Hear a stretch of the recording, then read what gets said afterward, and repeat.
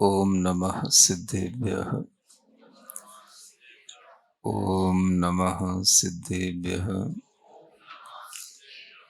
ओम नमः सिद्धेभ्यः। कित्तीय वंदीय मैया एदे लोगोत्तमा जना सिद्धा 24 जनवर तिथियरा में पसीयंतु देवादिदेव आदिम तीर्थंकर श्री ऋषभनाथ भगवान की वर्तमान शासन नायक श्री वर्धमान महावीर भगवान की परम पूज्याचार्य गुरुवर श्री विद्यासागर जी महाराज जी की गुरुदेव श्री प्रणम्य सागर जी महाराज जी की समस्त संघ की। आज का यह जो कार्य आपकी पांडुलिपि की कार्यशाला के माध्यम से प्रारंभ होने जा रहा है, यह कार्य अतीत की धरोहर को समझने का, उससे परिचित होने का, उसे संवारने का, उसे सुधारने का और उसे सम्मानित तरीके से आगे की पीढ़ी को देने का यह शुभारंभ है। इतने प्रयोजनों को ध्यान में रख कर के इस पांडुलिपि की कार्यशाला का शुभारंभ किया गया है। पांडुलिपि की जब बात आती है तो न केवल उन पत्तों की बात आती है जो आपके सामने पत्र के रूप में होते हैं, किंतु उन पत्रों में अंकित जो अक्षर हैं और उन अक्षरों में निहित जो ज्ञान है, उसको समझने का नाम पांडुलिपि का ज्ञान कहलाता है। ज्ञान हमेशा जब भी उत्पन्न होता है तो वह आत्मा के अंदर कर्मों के क्षयोपशम से उत्पन्न होता है, और उस ज्ञान को जब दूसरों तक पहुंचाया जाता है तो उसके लिए हमें वाणी का, भाषा का सहारा लेना होता है। उस भाषा के माध्यम से जो ज्ञान हम दूसरों को देते हैं वह वही होता है जो हमारे अंतर आत्मा में उपस्थित होता है, जो हमारी बुद्धि का विषय बनता है। अगर हमारी बुद्धि में किसी भी पदार्थ की जानकारी नहीं है, अगर हमारी बुद्धि में किसी भी विषय का सम्यक ज्ञान नहीं है, तो हम उस ज्ञान को भाषा के माध्यम से भी दूसरों को नहीं दे पाते। इसलिए भाषा का और ज्ञान का एक संबंध बन जाता है। जो भाषा हमारे पास आती है वह भाषा किसी बुद्धिमान व्यक्ति के, ज्ञानवान व्यक्ति के ज्ञान से निकली हुई भाषा होती है, और उस भाषा में जो अर्थ कहा हुआ होता है वह अर्थ को प्रवाहित करने का जो माध्यम है वो भाषा होती है। जब कोई बुद्धिमान व्यक्ति किसी भी बात को कहता है, वचनों को बोलता है, तो उसके वचन उसके ज्ञान से अनुप्राणित होते हैं और उस ज्ञान को दूसरों तक पहुंचने के लिए जो माध्यम बनती है वह भाषा बन जाती है। इसलिए भाषा का संबंध ज्ञान से है और ज्ञान का संबंध भाषा से है। ज्ञान की अभिव्यक्ति भाषा के माध्यम से होती है और भाषा व्यक्ति के अंतरंग में छिपे हुए ज्ञान का उद्घाटन करती है।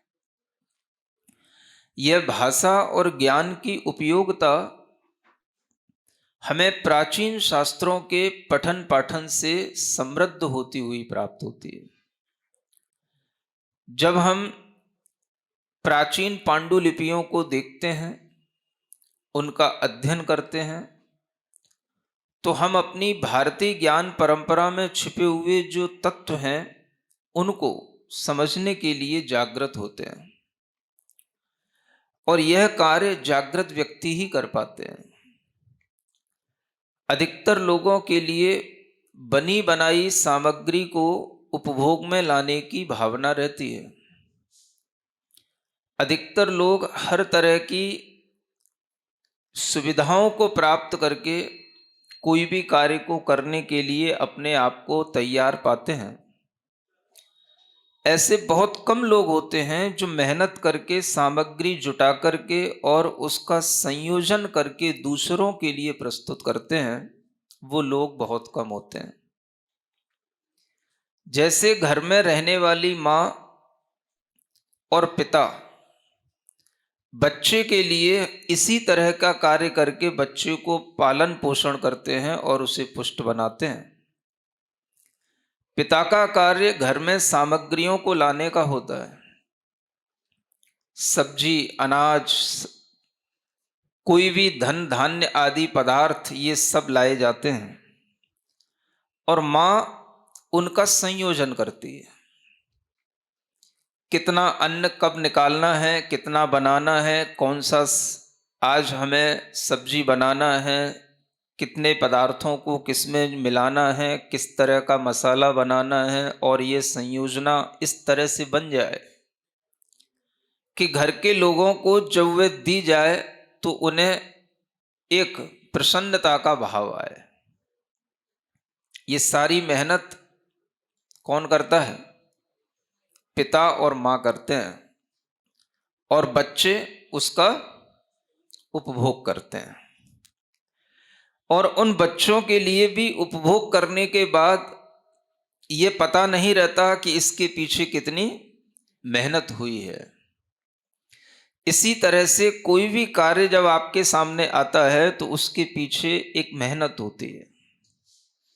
जहां मेहनत होती है वहां पर दुविधाएं भी होती हैं, क्योंकि सुविधाओं के साथ कोई मेहनत नहीं होती।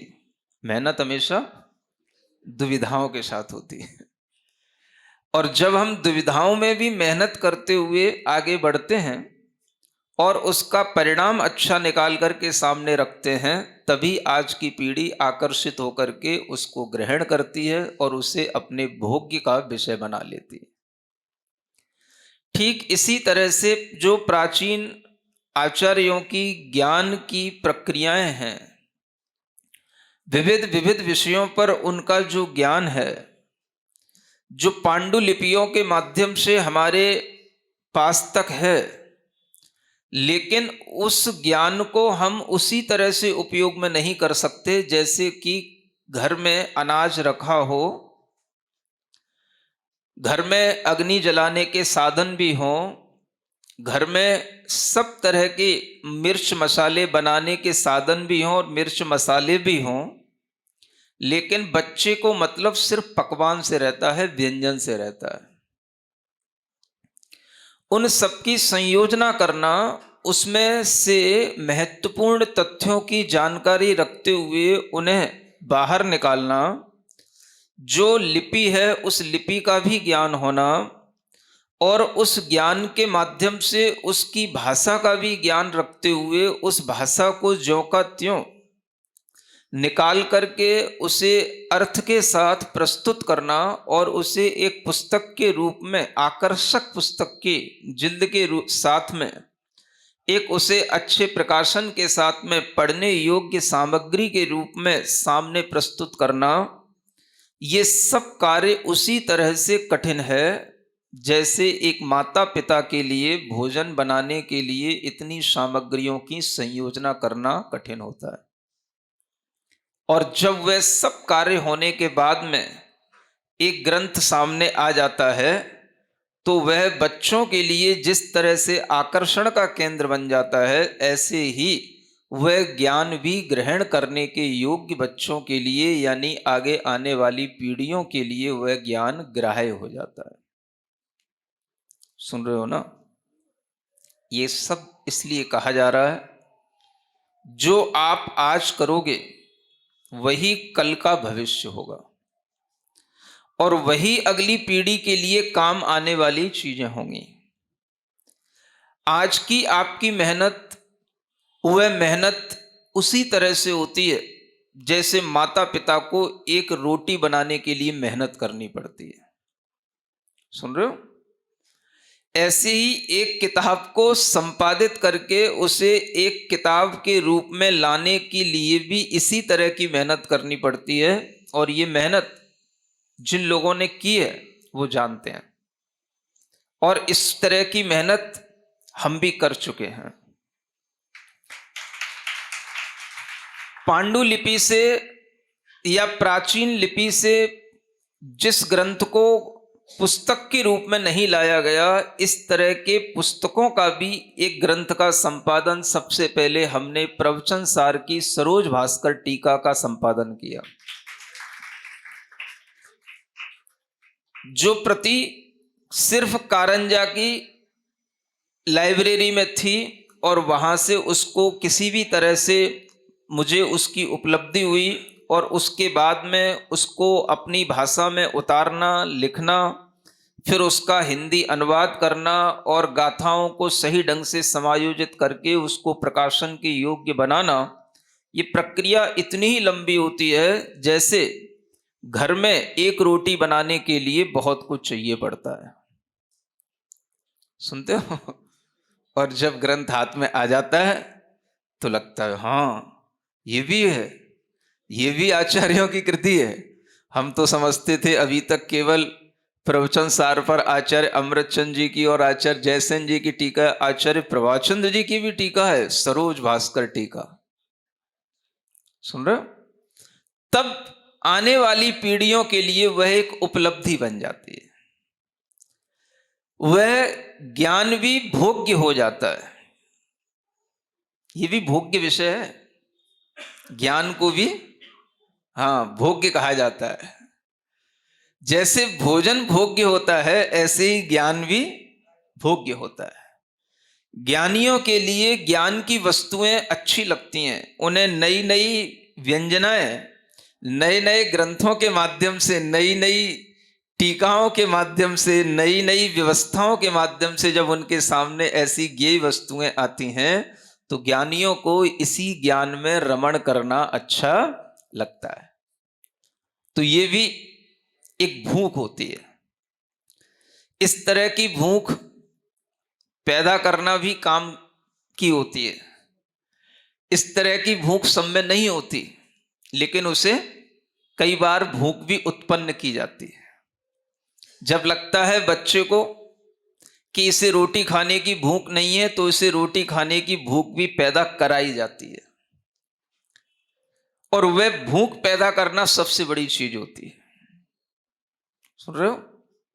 जिस प्राकृत विद्या पाठशाला का आप लोग यहां जिक्र कर रहे हैं, रेवाड़ी की यह जो शुरुआत आप जो देख रहे हैं, और ये शुरुआत होने के बाद में इसका विकास क्रम आज इतना हो गया है कि जैसे उदित सूर्य मध्याह्न की यात्रा पर होता है, वैसे ये मध्याह्न की यात्रा पर आया गया सूर्य हो गया। तो इन लोगों में भी ये भूख शुरू में पैदा की गई। भूख ही बड़ी चीज होती है, बस भूख पैदा हो जाए तो फिर सब काम हो जाते हैं।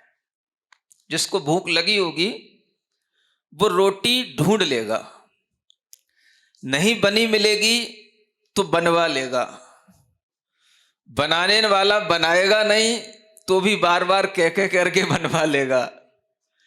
इसलिए इन सब चीजों में मैं न माता को प्रमुख मानता हूं, न पिता को प्रमुख मानता हूं, न बच्चे को प्रमुख मानता हूं। प्रमुखता है उस भूख की, जो भूख अगर माता पिता भी जानते हैं और वह भूख अगर बच्चे में भी है तो ये सारे कार्य अपने आप होते चले जाते हैं।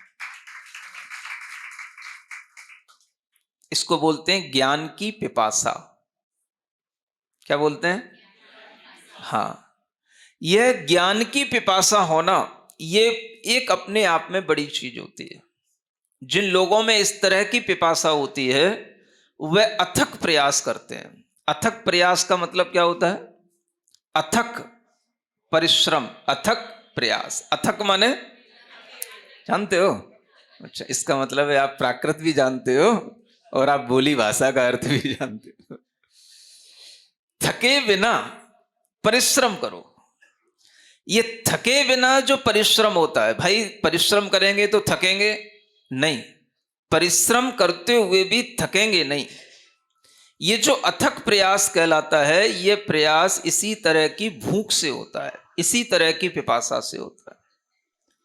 तो जब व्यक्ति के अंदर इस तरह की भूख आ जाती है तो कार्य अपने आप होते हैं। वह भूख किसी प्रोफेसर में भी हो सकती है, वह भूख किसी एक सामान्य गृहस्थ में भी हो सकती है, वह भूख किसी मुनि राज के अंदर भी हो सकती है। जब तक वो भीतर से भूख पिपासा नहीं होगी तब तक वो काम नहीं होगा। सुन रहे हो? तो जितने भी कार्य आज तक जो भी लोग करते आए, जो भी लोग जिनके भी आशीर्वाद से करते आए, और जिनके सन्निधि में जिन लोगों ने जो कुछ भी कार्य करने की अपनी भूमिका बनाई, उस भूमिका में सबसे बड़ी चीज है उनके अंदर की भूख। सुन रहे हो? सब कुछ आपको बाहर से दिया जा सकता है, भूख आपको अपने अंदर स्वयं अपने इंटरेस्ट से क्रिएट करनी पड़ती है। तो ये भूख वो चीज होती है जो हमें दूर दूर से भी कहीं पर भी ला करके खड़ा कर देती है। आज हमें अगर प्रसन्नता है तो इस बात की है कि आज अनेक लोगों के अंदर इस तरह की भूख पैदा हो गई कि वो लोग भी प्राकृत के इस बढ़ते हुए कार्य को देख करके अपने आप में ये भावना ले करके आ गए हैं कि हाँ, प्राकृत के विकास में हम भी आगे हैं, प्राकृत के विकास में हम भी आगे हैं, प्राकृत के विकास में हम भी आगे हैं। ये भूख भी कब आती है? जब सामने कोई हिष्ट पुष्ट होता हुआ बालक दिखाई देता है तो एक कमजोर बालक उसको देख करके सोचता है, भाई ये मोटा ताजा क्यों है? समझ में आ रहा है? तो भाई इसके अंदर भूख है, ये खाता है, पचाता है, इसलिए इसका स्वास्थ्य है। तो दुर्बल व्यक्ति भी उसमें जुड़ने का प्रयास करता है, भाई ये भूख हम भी लाएं।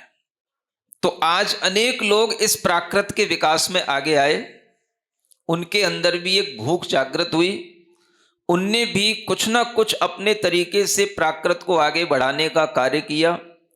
तो मुझे प्रसन्नता हुई कि एक व्यक्ति के लिए अगर पोषण मिलता है तो उसके आसपास रहने वाले अनेक व्यक्ति भी उसको देख करके पोषित होने की भावना करने लग जाते हैं।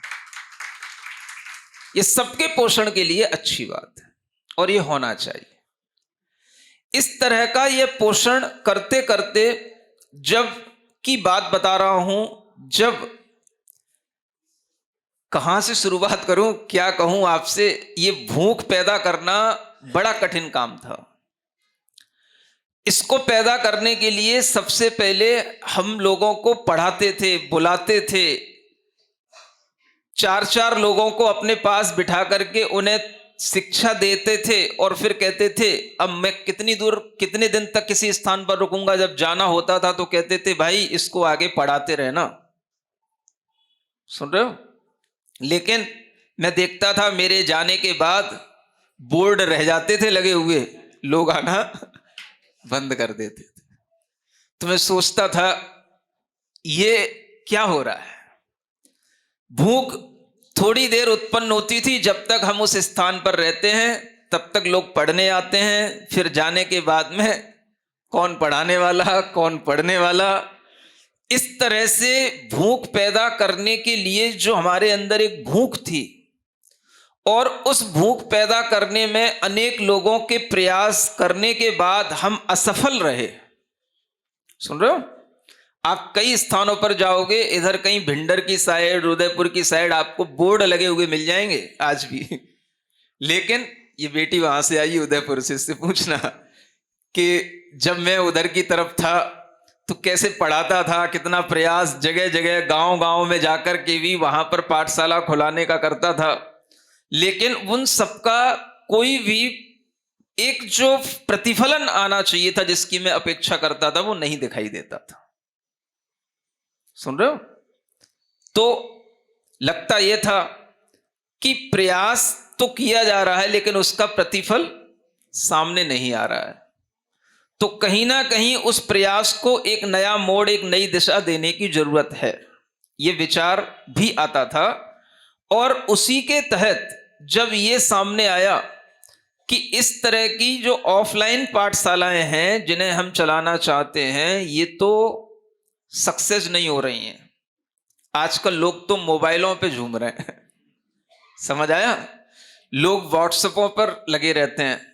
तब इस बात पर दिमाग गया कि अगर लोग मोबाइलों पर हैं तो मोबाइल के माध्यम से ही उन इंटरेस्ट को उनके अंदर पहुंचाया जाए जो हम पहुंचाना चाहते हैं।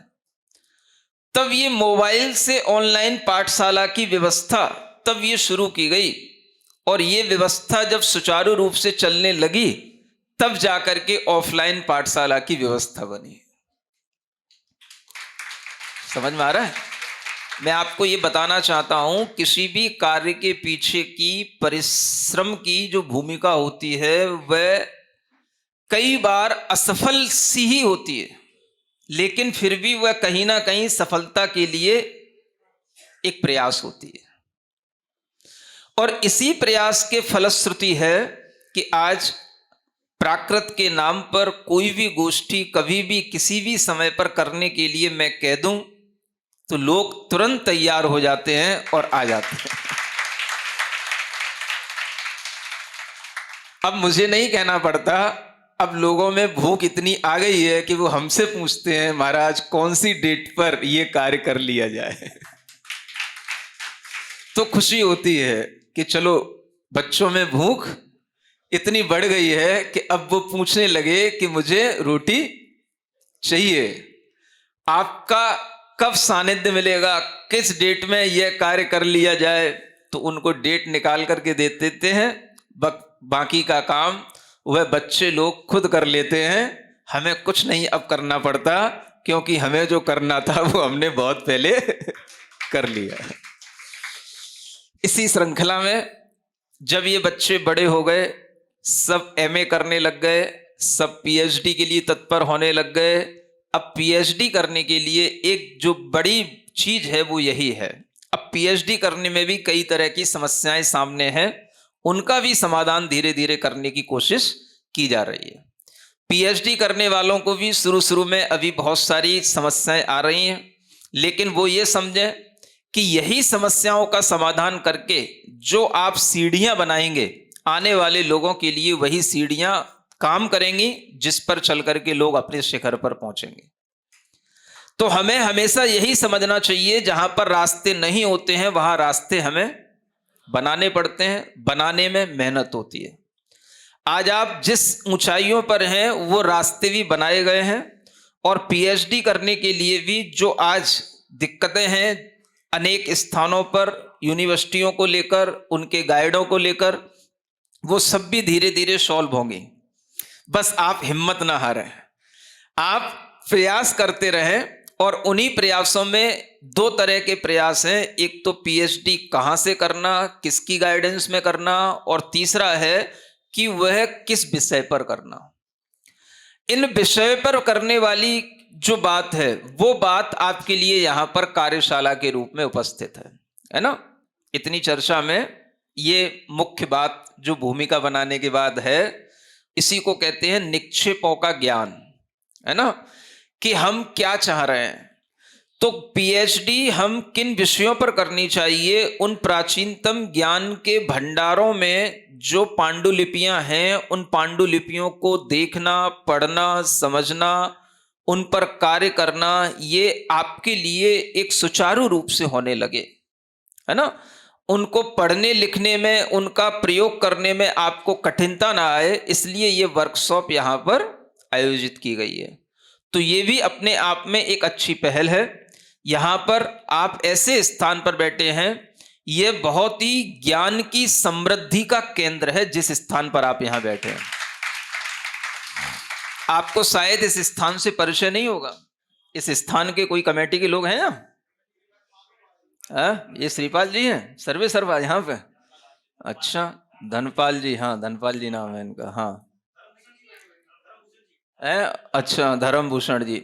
मतलब ये आपको पता नहीं है कितना बड़ा समृद्धि का केंद्र है। आप लोगों ने इनको बताया? वैसी जगह दे दी आपने, बस आ जाओ। ये वीर सेवा मंदिर, ये जुगल किशोर मुख्तार की कार्यशाला है। ये उनका वो स्थान है जहां पर रह करके उन्होंने अनेक ऐसे ग्रंथों के संपादन किए, इतने अच्छे संपादन किए, इतना अच्छा उसका हिंदी अनुवाद किया जो बहुत दुरूह होते हैं, कठिन होते हैं पढ़ने समझने में। और उन विद्वानों ने भी अनेक ऐसे ग्रंथ जो पहले प्रकाशित नहीं थे, लोगों के लिए ज्ञान में भी उनका नाम तक ज्ञान में नहीं था, ऐसे अनेक अनेक नामों को, अनेक अनेक ग्रंथों को अनेक पत्रिकाओं के माध्यम से बताया गया।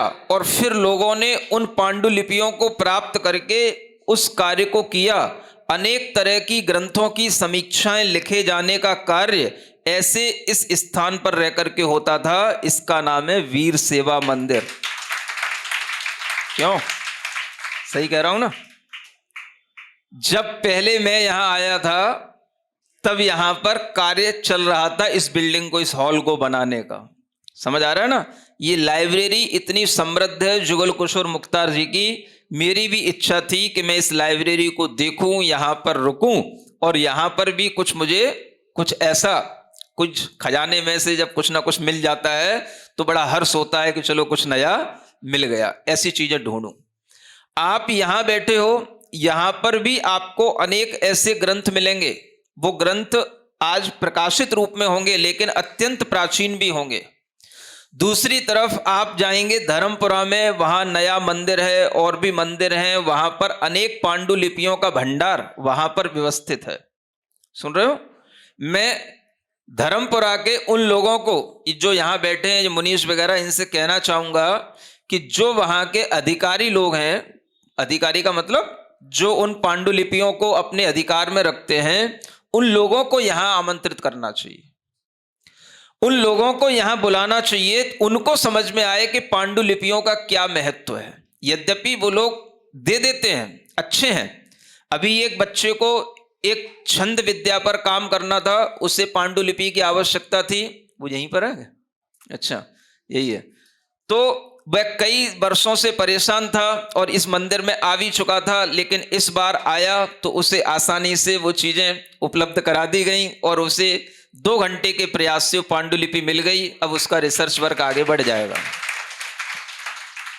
तो उन लोगों को भी थोड़ा सा इस कार्यशाला में बुलाना चाहिए और उन्हें ये बताना चाहिए कि ये खजाना केवल आपका नहीं है, ये जैन संस्कृति का ही नहीं है, ये भारतीय संस्कृति का खजाना है। और इस खजाने को कोई चुराएगा नहीं, इसको हम समृद्ध बनाएंगे, इसको हम विकसित करेंगे।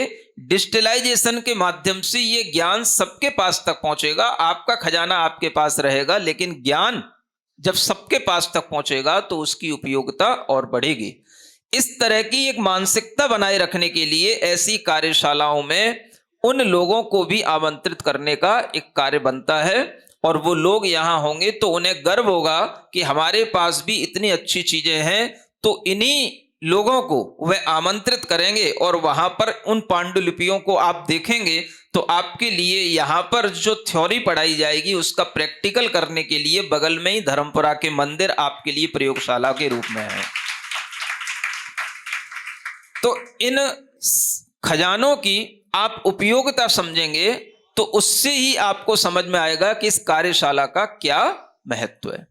तो ऐसी यह कार्यशाला जो आप लोगों ने अच्छे ढंग से इसको आयोजित किया है और डॉक्टर सत्येंद्र जी के कहने से, अनेक और लोगों के आने से यह कार्यशाला का आयोजन, अनेक विद्यार्थी जो तैयार हो गए हैं, और वो विद्यार्थी अभी तक तो किसी यूनिवर्सिटी में पढ़े हुए नहीं थे, जिन की बात जैसे कही जा रही थी, लोग संस्कृत से पढ़ते हैं, प्राकृत से पढ़ते हैं, बीए करते हैं, एमए करते हैं, ये तो सब अपने अपने क्षेत्र में पढ़े हुए, कोई सीए किए हुए है, कोई है ना एमकॉम किए हुए है, कोई एमएससी किए हुए है, इन्हें तो इसके योग्य फिर से एमए करा करके बनाया गया है। इसलिए ऐसे विद्यार्थी ज्यादा काम के हमें समझ में आते हैं, बजाय उसके जो थ्रू आउट संस्कृत और प्राकृत पढ़ रहे हो। क्योंकि इन्होंने अगर साइंस भी पढ़ी है तो वो साइंस भी कहीं ना कहीं इसमें काम में लेंगे, और वो ले रहे हैं। सुन रहे हो, आज उसी का एक प्रतिफल है कि एक इंटरनेशनल, सुन रहे हो, जनरल की तैयारी भी इन्हीं विद्यार्थियों ने कर ली है, जिसमें प्राकृत के और अन्य विषयों के शोध आलेखों को भी अब आपको छपवाने के लिए इधर उधर पत्रिकाओं में ढूंढना नहीं पड़ेगा। आपके समाज की ही वो पत्रिका होगी, वह पत्रिका का भी कभी ना कभी विमोचन इसी चतुर्मास में संभव हो सकेगा। तो इस तरह के कार्य जब पढ़े लिखे लोग करते हैं तो वो अपनी दृष्टि से उसको आगे बढ़ाते हैं। इसलिए आगे यहां पर भी जो लोग बैठे हैं उनसे कहना चाहता हूं, उनके जो बच्चे चाहे सॉफ्टवेयर इंजीनियर हों, चाहे वो बड़े बड़े एमटेक किए हुए हों, वो अगर बच्चों को इन चीजों से जोड़ेंगे तो वो बच्चे इन चीजों को आगे बढ़ाने में बड़ी मदद करते हैं, है ना। सॉफ्टवेयर इंजीनियर होगा, सॉफ्टवेयर बनाएगा, जब वो अपने तरीके की टेक्निकल प्रॉब्लम देखेगा तो उसको सॉल्व करेगा, तो उसमें अपना दिमाग लगाएगा। तो इस तरह की चीजों की आज आवश्यकता है। तो मैं यही कहना चाह रहा हूं कि जो प्राकृत हम केवल गांव गांव पढ़ाने से आगे बढ़ाने की बात कर रहे थे, वो उस तरह से नहीं बढ़ पाई जो इस डिजिटल मीडिया के माध्यम से और आपके इन मोबाइलों के माध्यम से आगे बढ़ी, और उसी के माध्यम से ऑनलाइन अनेक अनेक लोग आज भी ग्रुपों में वह प्राकृत का अध्ययन आज भी कर रहे हैं, सीख रहे हैं। और ये प्राकृत अध्ययन कराने की ऑनलाइन पाठशाला की जो सबसे पहली विधि शुरू हुई, वह सबसे पहले रेवाड़ी के माध्यम से, इसी पाठशाला के माध्यम से शुरू हुई। बाद में उन लोगों ने पढ़ाना शुरू किया, उन लोगों ने भी हृष्ट पुष्ट बालक को देख करके अपना दुबलापन दूर किया, लेकिन इसकी शुरुआत इन्हीं लोगों ने की। तो ये एक अच्छा कार्य है। इसी तरीके से एमए में इतने अधिक विद्यार्थियों को एमए कराने की शुरुआत सबसे पहले यहीं से हुई, और उसके बाद में दूसरे लोग भी देख करके कि हम भी कुछ करेंगे, हम भी कुछ करेंगे, वो भी कर रहे हैं, करना चाहिए, अच्छी बात है। लेकिन जिसे बोलते हैं सबसे पहले एक इनोवेटिव काम करने का जो आपको श्रेय है, वो इस प्राकृत विद्या पाठशाला को है। तो इस तरह की चीजें जो आप बढ़ रहे हैं, बढ़ा रहे हैं, कर रहे हैं, करवा रहे हैं, ये सब आपके लिए अच्छी हैं। आप में भूख पैदा करनी थी, वो भूख पैदा हो चुकी है ना। मुझे भोजन परोसने में मजा नहीं है, मुझे मजा किसमें आता है? भूख पैदा करने में। समझ आ रहा है ना। तो कोई भी जब पढ़ा लिखा बच्चा मेरे सामने आता है तो मैं उसे ये नहीं दिखाता कि ये ग्रंथ है, ये नया है, ये पुराना है, ये संपादन हुआ है, ये नहीं। उसमें एक भूख पैदा करना, वो खुद पूछे कि ऐसा क्या है जिसके कारण से हम इस कार्य को करें। तो इस तरह की भूख जब पढ़े लिखे लोगों में पैदा होगी तो ये चीजें आगे बढ़ रही हैं।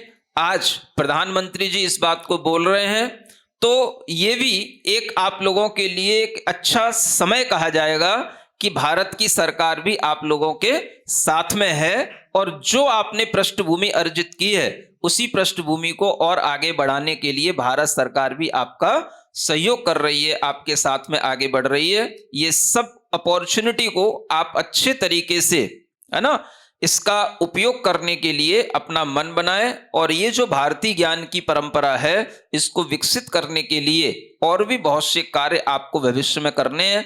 उसके लिए अपने को योग्य बना करके इस परंपरा को समृद्ध बनाने का एक प्रयास निरंतर किया जाते रहना चाहिए। यही आशीर्वाद आप सब लोगों के लिए है कि आप इन पांडुलिपियों के महत्व को भी समझें, इनका संरक्षण और इनका उपयोग कैसे किया जाता है यह भी समझें।